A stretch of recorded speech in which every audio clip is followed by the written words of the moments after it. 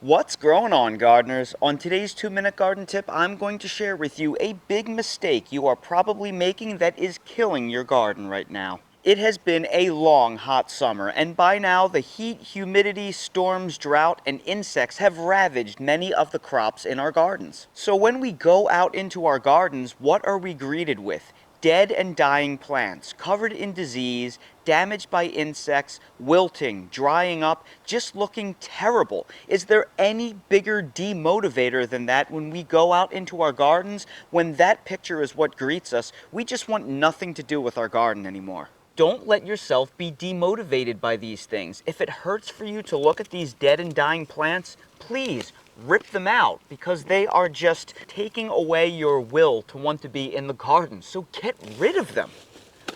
Doesn't it already look so much better in this garden bed with all of those nasty plants removed? Pulling these, it's already like lifting a big weight off of my shoulders, figuratively speaking. A clean garden bed is an inviting garden bed. This garden bed is so neat and clean that I can practically hear it calling my name. Plant in me.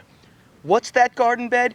You want me to plant in you? I think I will. If you find yourself in that classic fall gardening slump right now, do yourself a favor, rip out all of those old ugly plants that are probably demotivating you. It may be just the spark you need to get back into gardening mode. And that's today's 2-minute garden tip. If you're new to the channel, please consider subscribing and hitting the bell to receive new video notifications, and check out our Amazon storefront and spread shop in the video description for a list of the gardening products I use and awesome custom designed apparel and other gear. Your support is greatly appreciated.